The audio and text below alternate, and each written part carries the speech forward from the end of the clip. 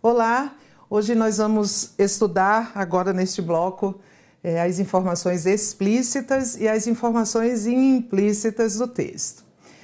Isso não tem a ver com o enunciado da questão, já vou começar a deixar bem claro. Quando o examinador infere, se depreende-se, a gente não vai ficar preocupado com isso. A nossa preocupação é outra. A nossa preocupação é, diante de um texto, o que é que me valida uma afirmação? O que é que eu posso afirmar que pode ser validado, legitimado, justificado pelo texto? Os textos, de um modo geral, quase todos, às vezes nem há muita intenção nisso, mas de um modo geral, eles têm informações que são dadas explicitamente, aquilo que está claríssimo no texto, aquilo que não deixa dúvidas para o leitor ou para o ouvinte, e há informações implícitas, algumas que estão ali meio nas entrelinhas, uma insinuação, né? Ficou o pressuposto. E é sobre isso que nós vamos falar hoje. Nós vamos ver a diferença teórica, a diferença de nomenclatura, porque um tem a ver com compreensão e outro com interpretação, e claro, nós vamos fazer algumas questões, porque só assim sabemos como os examinadores cobram. Então, primeiro vamos entender aqui esse quadrinho. Todo o texto, né, o que você recebe lá na sua prova, inclusive, vai apresentar informações explícitas e informações implícitas. As informações explícitas estão claramente apresentadas no texto, ou seja, estão apresentadas de maneira clara, estão óbvias, exigem de você um nível de leitura chamado de compreensão. Então, eu compreendo um texto quando eu identifico nele as informações explícitas. Para identificar as informações explícitas, ou seja, para compreender um texto, eu preciso de duas coisas, de dois requisitos. O domínio do vocabulário, preciso saber o significado das palavras. Se eu não souber, isso vai comprometer o meu entendimento, a minha compreensão do texto. E preciso também ter um conhecimento das estruturas linguísticas. Um conhecimento mínimo, não precisa ser um conhecimento acadêmico, gramatical, com nomenclatura, mas precisa ser um conhecimento mínimo. Por exemplo, se eu encontrar uma frase assim, ao leão matou o caçador. Bom, evidentemente, para compreender a frase, eu preciso saber o que é leão, o que é matou e o que é caçador. Se a gente viaja por um país estrangeiro e tem aquela língua lá que a gente não entende nem o que está muito explícito, primeiro por conta de uma questão de vocabulário. Mas aqui só o vocabulário não basta. Eu preciso entender quem é o agente da ação de matar e quem é o alvo da ação de matar. Então, ao ler essa frase, eu preciso entender que o caçador matou, ou seja, ele foi o agente da ação. E que o leão foi morto pelo caçador, ou seja, que o leão foi o alvo da ação. E aí eu preciso entender que isso aqui é um objeto direto e que está preposicionado, porque se eu tirar a preposição a, vai ficar o leão matou o caçador e o sentido vai mudar. Não! Isso é gramática. Claro que quanto maior o seu conhecimento das estruturas da norma gramatical, melhor. Mas aqui, na verdade, a gente só precisa entender o básico para perceber quem matou quem. É isto. Então, eu entendo um texto, eu compreendo um texto, eu identifico as informações explícitas de um texto quando eu tenho o domínio do vocabulário empregado nesse texto e o conhecimento das estruturas linguísticas, ainda que não normativo, ainda que não acadêmico, ainda que seja um conhecimento intuitivo, assim, como aqui nesta frase, para eu entender que quem matou quem. As informações implícitas do texto, elas estão nas entrelinhas do texto. Como assim, Tereza? Elas estão dadas, ditas, estabelecidas, transmitidas de maneira sutil. Não de maneira explícita, mas desde já eu quero chamar a sua atenção para uma coisa. Tanto as informações explícitas quanto as informações implícitas estão no texto. Olha só. Tanto uma quanto a outra estão no texto. A diferença é que as informações explícitas são apresentadas no texto de maneira clara e as informações implícitas são apresentadas no texto nas suas entrelinhas. Mas ambas estão no texto. Se você precisar sair do texto, buscar um elemento extratextual para identificar, aquilo não é uma informação implícita mais, aquilo é uma informação extratextual. Tá? A gente vai ver exemplo de tudo, é só para você entender que tanto as explícitas quanto as implícitas estão no texto. E o limite do texto deve ser suficiente para eu tirar dele as informações implícitas e explícitas. Se eu precisar sair do limite do texto e buscar informações fora dele, aí não é uma informação mais do texto, é uma informação extratextual. Em interpretação de texto é uma extrapolação e estará sempre errado. Quando você depreende as informações implícitas, você está no nível de leitura mais avançado do que o nível da compreensão. Você está no nível de leitura chamado de interpretação. Então, compreender e interpretar textos são habilidades diferentes. A compreensão é muito mais simples porque é a depreensão dos explícitos. E a interpretação é mais complexa porque você tem de fazer inferências. Mas é óbvio que você não consegue interpretar sem compreender. Então, as exigências, os requisitos para interpretar um texto são domínio de vocabulário, que aqui também tem, conhecimento das estruturas linguísticas, que aqui também tem. Então, claro está que para interpretar eu preciso compreender. Mas só compreender não basta. Eu também preciso reconhecer pressupostos, ou seja, ser capaz de fazer inferências. E é por isso que os examinadores às vezes usam expressões como depreende-se do texto que, ou infere-se do texto que. Mas nem sempre aquilo que o examinador afirma sobre o texto é de fato uma inferência. Mas ainda que não seja, se estiver no texto, está correto. Vou ser bem clara. Imagina que eu estou analisando um texto que diz assim, vovô viu a uva. E o examinador diz, infere-se do texto que vovô viu a uva. Ok, tá certo.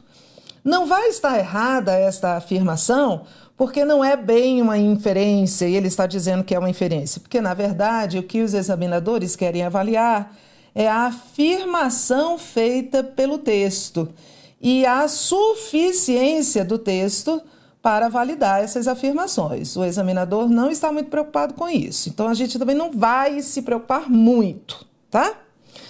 Vamos trabalhar uma primeira frase aqui. Há muitos anos, houve no Brasil uma ministra chamada Doroteia Werneck. E o presidente, então presidente, faz anos isso, décadas, o então presidente da Federação das Indústrias do Estado de São Paulo, Fiesp, ao comentar sobre o trabalho da ministra à frente do ministério, fez a seguinte declaração: Doroteia é muito inteligente, apesar de ser mulher. O que este senhor, chamava-se Mário Amato, presidente da Fiesp, explicitamente disse nesta frase?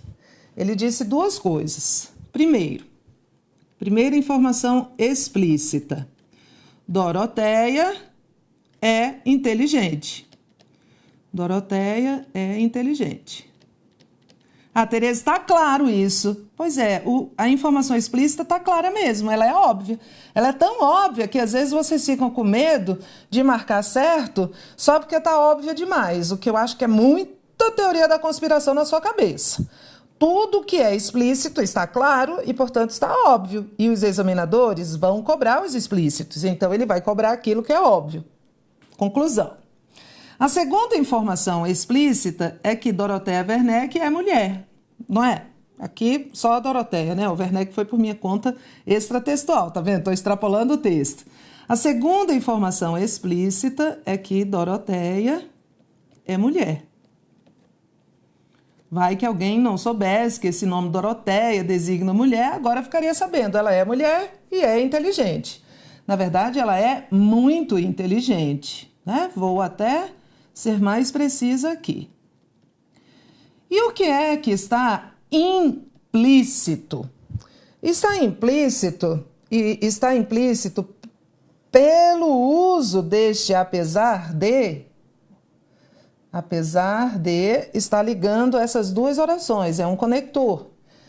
E apesar de é um conector que estabelece uma relação de concessão. E a relação de concessão é uma exceção a uma regra. Toda vez que eu faço uma concessão a alguém, eu abro uma exceção a uma regra. Então, ele está associando o fato de ser inteligente ao fato de ser mulher com uma relação de concessão. Ou seja, normalmente as mulheres não são muito inteligentes. É isso que ele está dizendo. As mulheres não costumam ser muito inteligentes, que não é a mesma coisa de dizer que ele está dizendo que as mulheres são burras. Tá? Ele não está dizendo que as mulheres são burras. Ele está dizendo que ser muito inteligente é uma exceção à regra de ser mulher. Tereza, esse implícito está no texto? Está. E a marca discursiva dele, ou seja, o elemento que valida esse implícito é o apesar de. Mas é claro que para entender que esse apesar de estabelece uma concessão, que é uma relação de oposição e de exceção, você tem que ter domínio das estruturas linguísticas, porque senão você não vai saber. Então, explicitamente, a esta frase está dizendo que Dorothea é muito inteligente, que Dorothea é mulher, e implicitamente que as mulheres não costumam ser muito inteligentes, porque ser inteligente é uma concessão, ou seja, é uma exceção à regra de ser mulher. Isto é um implícito. Então ele podia cobrar aqui assim. Infere-se desta frase que as mulheres não costumam ser muito inteligentes. Certo. De acordo com esta frase, as mulheres não costumam ser muito inteligentes. Certo. Segundo o autor da frase, as mulheres não costumam ser muito inteligentes. Certo também.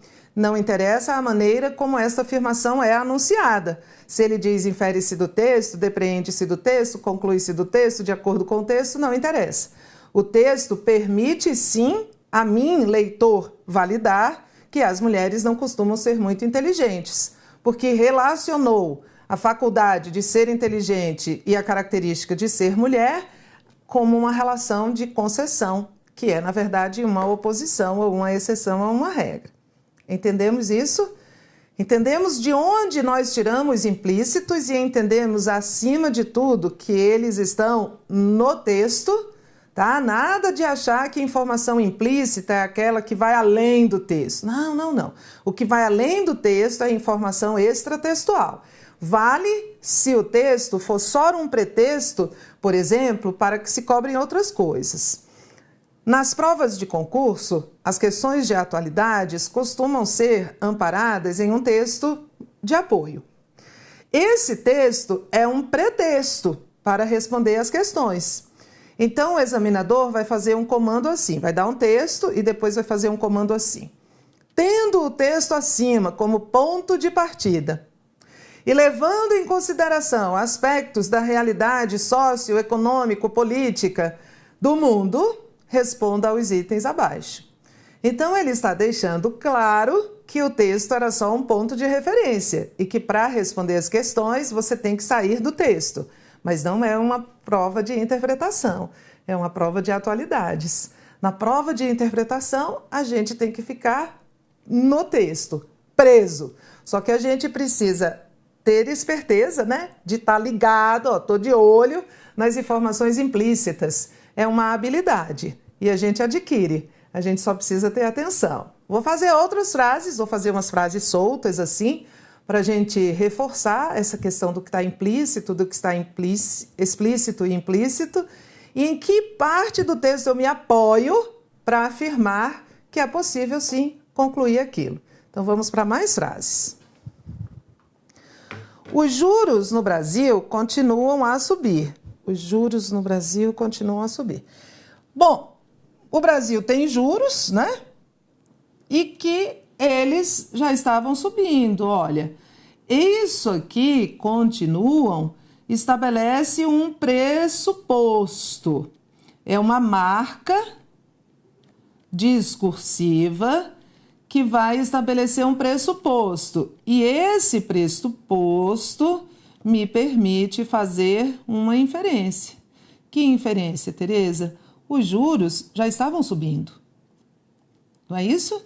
Porque se eles não estavam subindo, nunca, é a primeira vez que eles sobem, não faz sentido dizer eles continuam a subir. Então, aqui eu entendo que os juros já estavam subindo, que isso não representa uma mudança de estado. Esse continuam a subir deixa implícito que há uma continuidade de estado e que os juros já estavam subindo. Que os juros subirem não é uma prerrogativa de hoje. Essa seria a inferência. Às vezes é fácil, às vezes a gente se apoia num verbo. Aqui embaixo também, ó, vou me apoiar no verbo. João parou de fumar. Vou fazer aqui, ó, 2 frases. Você marca aí. Infere-se que, primeiro, a saúde de João, a saúde de João melhorou.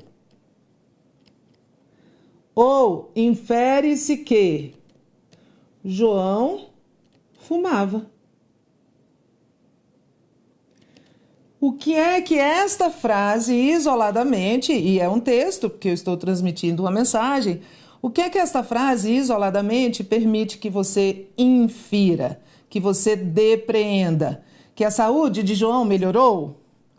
Não sei. Ó, pode até ter melhorado, mas isso será uma extrapolação e pode não ter. Eu não sei em que circunstância isso foi dito. Vai que o João tenha falecido recentemente de câncer de pulmão, porque foi um tabagista, fumou durante 50 anos.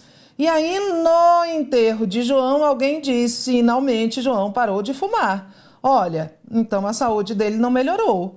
Então, eu não posso afirmar que isto é uma inferência válida. Isso é uma extrapolação. A extrapolação pode até ser verdade. Pode até ser verdade. O texto também não está dizendo o contrário, que a saúde de João piorou. A extrapolação pode até ser verdade, mas o texto não é suficiente para afirmá-la. Mas o texto não é suficiente para a afirmação. Entendemos o que é uma extrapolação? Uma extrapolação é isso aqui. Pode até ter melhorado, mas o texto não me permite dizer isso. Mas, evidentemente, o texto me permite dizer que João fumava, porque eu usei o verbo parar. Ele parou de fumar. Então, eu só posso parar X se eu praticava X. Né? Então, eu só posso parar de fumar se eu fumava. Não faz sentido eu dizer do meu amigo José, que nunca fumou, que José parou de fumar. Uai, desde quando José fumava? se você conhecer José e souber que ele nunca fumou, você até estranha a minha frase. Eu digo, gente, José parou de fumar. E você, uai, Tereza, desde quando José fumava?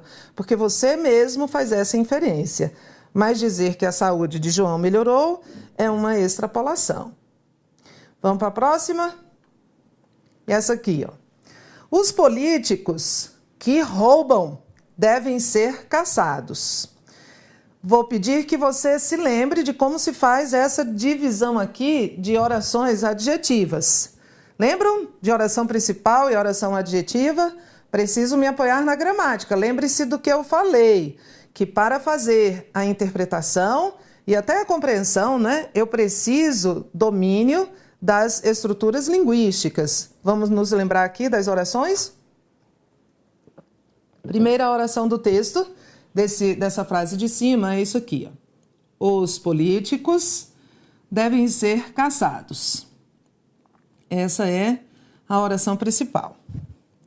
A segunda oração, que roubam, os quais roubam, esse que equivale a os quais, é um pronome relativo. Se é um pronome relativo, essa oração é uma oração adjetiva, certo?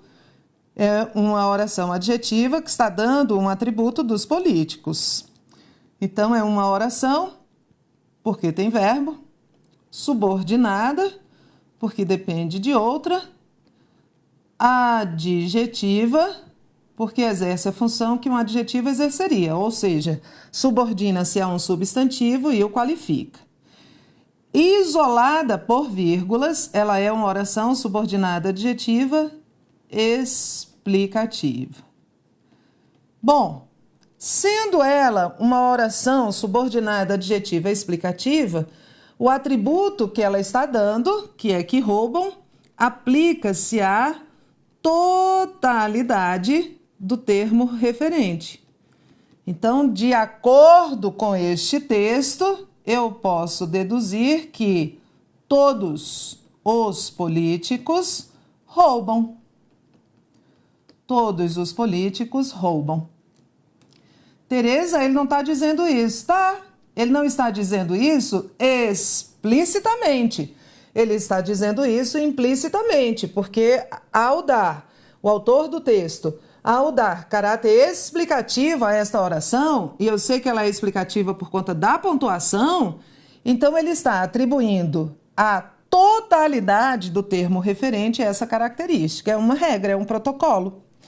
E aí, vou fazer outra inferência. Todos os políticos devem ser caçados. Todos os políticos roubam, todos os políticos devem ser caçados. São as duas inferências, são as duas informações implícitas desta frase. Esta oração adjetiva explicativa me permite fazer essas duas inferências. São inferências. Para fazê-las, eu preciso do domínio do vocabulário, do domínio das estruturas linguísticas, de entender que essa oração é adjetiva, explicativa, de entender que quando a oração é adjetiva explicativa, o atributo que ela está dando se aplica à totalidade, e aí eu chego a essa dedução. O examinador pode dizer, de acordo com o texto, todos os políticos roubam. Ok, todos os políticos roubam. E essa aqui de baixo? Maria visitou as tias que moram em Salvador. Maria visitou as tias que moram em Salvador? Primeira oração. Maria visitou as tias. Oração principal. Tias que moram em Salvador. Tias as quais moram em Salvador.